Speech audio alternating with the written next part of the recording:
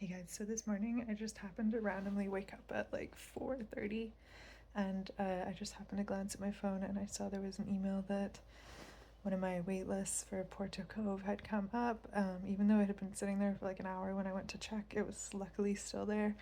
And not only did I manage to book a site at Porteau Cove, but it was also a waterfront site, which are pretty much the most sought after campsites in like the entire Vancouver area. So it's only one night, but I'm still really excited to see if it's worth the hype. Okay, here we go, all beautifully packed up thanks to my husband. We just got to the campsite. My son's asleep in the back, and so far it looks absolutely beautiful.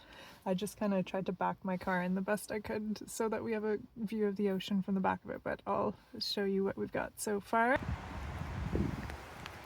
So we have site number 7. It's quite a good sized site, and especially because we're not even going to be using a tent, we're just going to be sleeping in the car. Apparently there is not a fire ban right now. I just assumed there was, so I wasn't really prepared for a fire or anything, but so far this will be our view.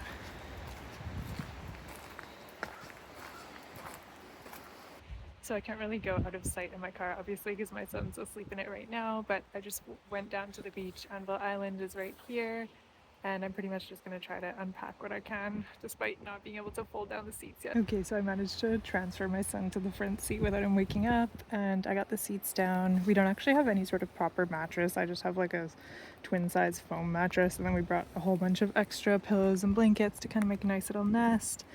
One other thing that's going to be super handy is we have these things on the windows called snap shades. So they'll provide like privacy, a little bit of darkness, not let bugs in. And then also I can keep the windows open like a little crack to get some ventilation. But yeah, I'm just going to try and get this bed set up. Okay, so quick update. I did put a bed sheet over the mattress, and then I just have a blanket here just to keep it clean until bedtime. I haven't actually opened any of our bedding, but so far it's starting to look pretty cozy. I got our headlamps, I got my son's Yodo, his little shark lantern, and I also have some fairy lights that I'm going to put up when it actually gets dark. But yeah, I think I'm going to wake him up soon. I can't wait to see what he thinks. I think we're going to be pretty cozy. You like it, baby? Oh, there comes the sun.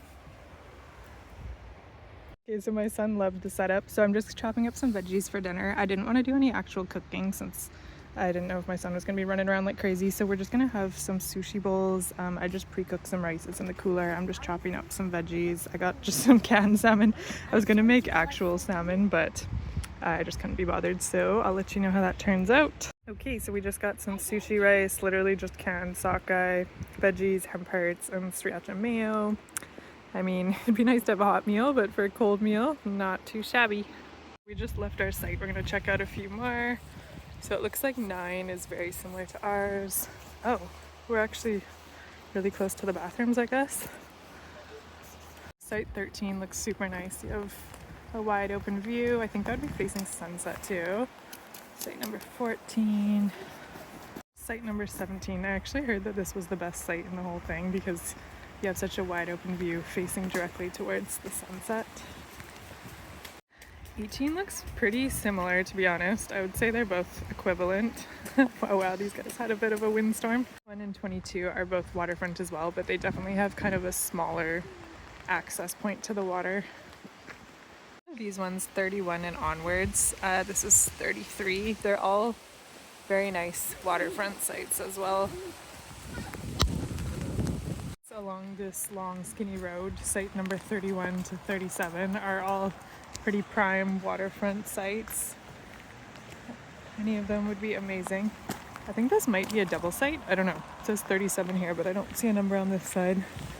So even if you don't have your own waterfront access, there's also all these like just little public waterfront accesses you can use. Sorry, I'm just kind of showing you guys all the sites I think are the nicest. This is site 38. This looks pretty ideal to me, although it is a little bit smaller than our site, or well, it's less private, I would say. So we are now at the parking lot for what they consider the walk-in campsites. Apparently it's only about a 5-minute walk down this road, and then obviously they're tent-only campsites. We'll go take a look at that. This is the walk-in campground. I know I was kind of curious about this, so I'll show you guys what it ends up being. So the first thing you come across is kind of like a group cooking shelter. I guess you're not supposed to cook right beside your tent. And then there's a bear box on the other side.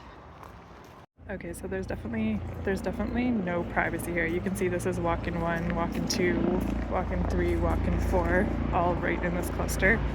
It'd be kind of awkward if you don't know the people. So the waterfront ones aren't as bad. Like here's 5, 7, and 10 up there. At least there's a little bit of privacy. Overall, the entire walk-in area is very small. We're already at the end of it. I mean, this is a nice site, but there's just like very little privacy. Like look at these two. This is 12 and 14. So down here at the end, there's like a group fire pit, and then at the very end, walk-in 16 is probably the one with the most privacy. Although I guess if there's like people out here till late at night, you won't have much privacy. But overall, the walk-in area is very small. So we're just taking a break from the rain in the cooking shelter. It's nice they have actual running water sinks in here, although there's currently a drinking water advisory, but still pretty handy. Oh, I just noticed at the entrance to the walk-in sites, there's also wheelbarrows to carry your stuff if you don't bring a wagon. So I just noticed on the walk back that 18 and 19 are actually a connected double site. So I think 17 is still probably the best view, although overall it doesn't have a ton of privacy, but it's definitely the most like beautiful open view. But as you can see, it's just like right on the road. So just a little bit past where those last sites were that I just showed you, there's actually just this little public access point where you can access a beach that has pretty much the same angle as site 17 and 18.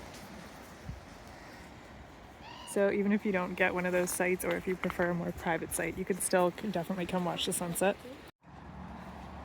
So we're just out on the dock right now. There's this cool little like offshoot thing we were just up on that you can go up to take in the view. Oh wow, there's another one on this side that's quite high up actually.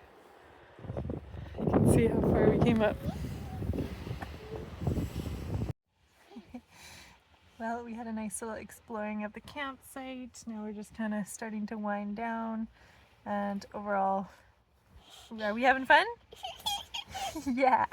Yeah. Oh wow. What a nice view. That is fun. Oh. Wow.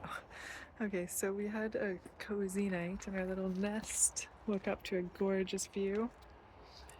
And I will say, we have not heard the train since we've been here. I heard the train being loud is a common complaint for this campsite, but so far it was a very quiet night. There is some highway noise, but other than that, nothing. The air smells so fresh.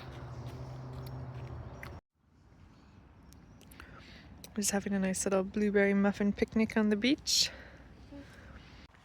So we just packed up our stuff. We're just kind of wandering on the beach a little bit before driving home. And overall, despite the rain, we had a really amazing time. I would say it's definitely worth the hype. You can't really go wrong with any of the waterfront sites. Although ours, I would say, was definitely within the top 5 because ours is kind of like one of the more deep sites. So we just had more privacy from the road versus some of the more shallow ones that I showed earlier. You're kind of like right up against the road that everyone's passing by. So yeah, site 7, awesome. But yeah, you really can't go wrong with any of the waterfront sites. We'll definitely be back, maybe even this summer if we can get another reservation. And overall, it was just really amazing to get out with my toddler for a little adventure before I get too big and can't really do this anymore. And we have all the challenges that come with a new baby. So I'm hoping we can get out on a few more of these while we still have time. Thanks for watching.